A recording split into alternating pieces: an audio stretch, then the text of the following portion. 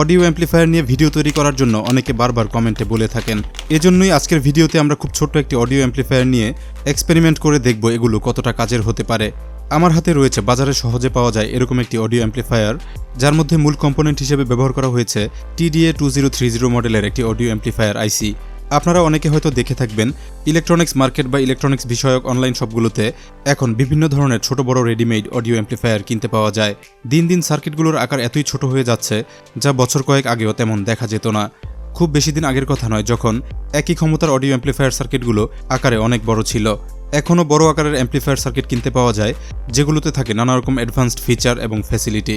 কিছু মডেলে built in দেয়া থাকে ব্লুটুথ সুবিধা, রিমোট ব্যবহারের সুযোগ, বেস ট্রিভেল সহ অডিও কন্ট্রোলের নানা রকম ফাংশন। অডিও অ্যাম্প্লিফায়ার সার্কিটগুলোর বেশিরভাগ মডেল স্টেরিও আউটপুটযুক্ত হয়, কিন্তু আমাদের আজকের সার্কিটটি মনো আউটপুটযুক্ত, অর্থাৎ এই সার্কিটটি ব্যবহার করা যাবে একটিমাত্র স্পিকারের জন্য। যারা খুব সহজ পদ্ধতিতে সিঙ্গেল স্পিকারযুক্ত সাউন্ড সিস্টেম তৈরি করতে চান তারা হয়তো এটি ব্যবহার করতে পারবেন। তবে সিদ্ধান্ত নেওয়ার আগে আমরা জেনে নেব সার্কিটটি কতটুকু কাজে আসবে।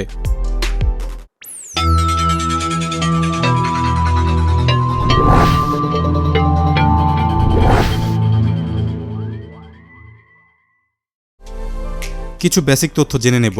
এই সার্কিটটিকে বলা হয় TDA2030 অডিও অ্যাম্প্লিফায়ার বোর্ড। এটি ড্রাইভ করতে প্রয়োজন হবে 9 থেকে 12 ভোল্টের 2 অ্যাম্পিয়ার ডিসি ইনপুট, যার জন্য ব্যবহার করা যেতে পারে এই মানের অ্যাডাপ্টার অথবা ট্রান্সফরমার। এর থেকে অডিও আউটপুট পাওয়া যাবে 18 ওয়াট পর্যন্ত। সিঙ্গেল আউটপুট থাকায় এটি দিয়ে একটিমাত্র লাউড স্পিকার ব্যবহার করে সিঙ্গেল সাউন্ড সিস্টেম তৈরি করা যাবে। সার্কিটের এই অংশটিতে আমরা দেখতে পাই TDA2030 আইসির অবস্থান। এই আইসিটির নাম অনুসারে সার্কিটটির মডেল নেম দেওয়া হয়েছে। দীর্ঘ সময় ধরে ব্যবহার করতে থাকলে আইসিটি বেশ কিছুটা গরম হবে। এজন্য হিট কন্ট্রোল এবং নিরাপত্তার প্রয়োজনে একটি হিটসিঙ্ক ব্যবহার করা হয়েছে। এপাশে রয়েছে লাউড স্পিকার সংযুক্ত করার ব্যবস্থা। অডিও আউটপুট পেতে এখানে একটি লাউড স্পিকার সংযুক্ত করে নিতে হয়।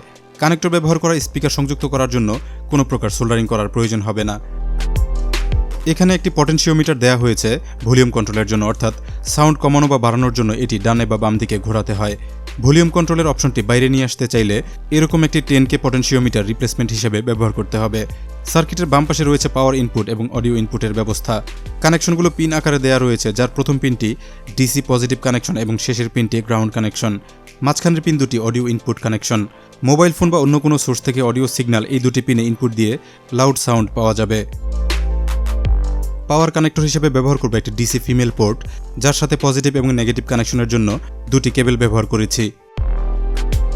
অডিও ইনপুটের জন্য ব্যবহার করব এরকম একটি 3.5 মিলিমিটার অডিও পোর্ট, যার সাথে প্রয়োজনীয় কেবল দুটি সংযুক্ত করে নিয়েছি। মোবাইল ফোন অথবা অন্যান্য ডিভাইস থেকে অডিও ইনপুট দেওয়ার জন্য ব্যবহার করব দুটি 3.5 মিলিমিটার অডিও জ্যাক সহ একটি কেবল। এবার সার্কিটের সাথে প্রয়োজনীয় কানেকশনগুলো সঠিকভাবে দেওয়ার চেষ্টা করব। সার্কিটটি এমনভাবে ডিজাইন করা হয়েছে যার ওয়্যারিংয়ের জন্য কোনো প্রকার সোল্ডারিং আয়রন ব্যবহার করার প্রয়োজন হচ্ছে না।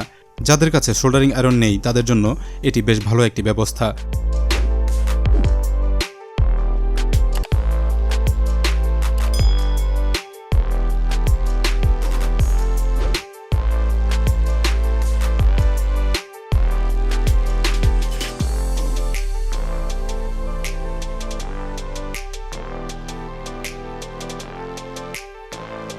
পাওয়ার এবং অডিও কানেকশনগুলো দেয়া হলো, এখন একটি স্পিকার প্রয়োজন।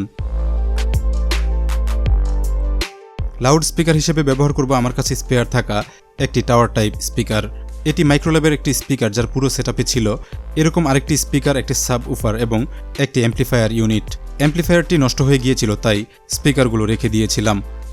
স্পিকারে থাকা অ্যানালগ অডিও কানেক্টরটি কেটে কেবল দুটি বের করে নেব। এটি ঠিক কত ওয়াটের স্পিকার তা সঠিক জানা নেই, তবে আমার যতদূর ধারণা 10 ওয়াট পর্যন্ত হতে পারে।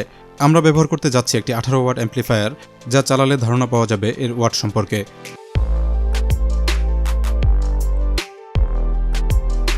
এবার স্পিকারটি সার্কিটের সাথে সংযুক্ত করে নেব।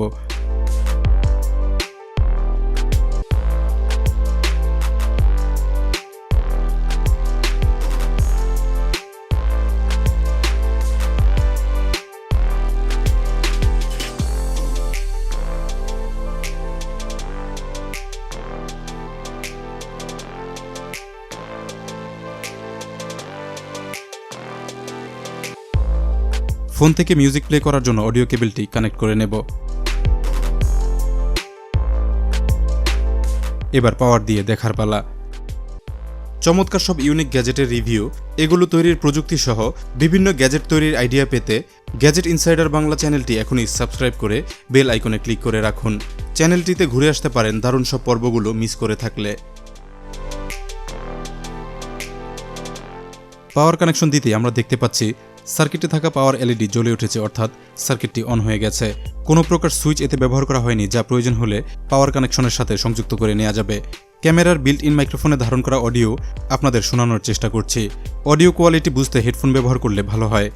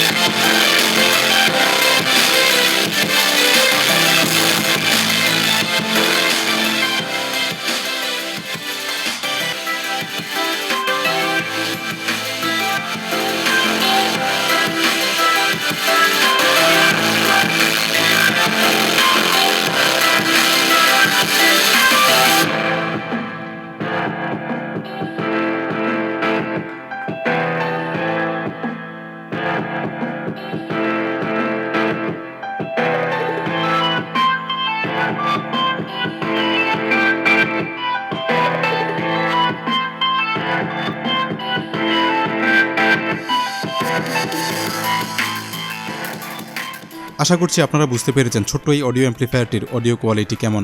আমাদের ব্যবহার করা স্পিকারটি অ্যাম্প্লিফায়ার সার্কিটের লোড পুরোপুরি নিতে পারছিল না। ফুল সাউন্ডে অডিও ডিস্টরশন পরিষ্কার বুঝতে পারছিলাম। এতে বোঝা যায় মডিউলটি 18 ওয়াট আউটপুট ঠিকই দিয়েছে, কিন্তু স্পিকারটি 10 ওয়াটের বেশি নয়। সঠিক মানের অডিও পেতে আমরা চেষ্টা করব অ্যাম্প্লিফায়ার অনুযায়ী একই মানের স্পিকার ব্যবহার করার। আপনারা হয়তো বুঝতে পারলেন এরকম ছোট্ট অ্যাম্প্লিফায়ার ব্যবহার করে ঘরের জন্য ছোটোখাটো সাউন্ড সিস্টেম কিভাবে তৈরি করা সম্ভব। এর সাথে একটি ব্লুটুথ মডিউল ব্যবহার করে অ্যাম্প্লিফায়ারটির মাধ্যমে ব্লুটুথ স্পিকার তৈরি করা সম্ভব। সাথে চাইলে ব্যাটারি ব্যবহার করে পোর্টেবল ডিভাইস হিসেবেও তৈরি করা যাবে। আপনারা চাইলে পরের কোনো পর্বে পোর্টেবল ব্লুটুথ স্পিকার তৈরি করে দেখানোর চেষ্টা করব। অ্যাম্প্লিফায়ার সার্কিটটি কিনতে পারবেন 80 থেকে 100 টাকার মধ্যে। কেনার লিঙ্ক সহ প্রয়োজনীয় নির্দেশনা ভিডিওর ডেসক্রিপশনে দেওয়া রয়েছে। ভিডিও আজ এখানেই শেষ করব। ভিডিওটি ভালো লাগলে লাইক দিতে ভুলবেন না। অডিও অ্যাম্প্লিফায়ার নিয়ে আরও ভিডিও দেখতে চাইলে গ্যাজেট ইনসাইডার বাংলা চ্যানেলটি এখনই সাবস্ক্রাইব করে বেল আইকনে ক্লিক করে রাখুন। ধন্যবাদ সবাইকে ভিডিওটি দেখার জন্য।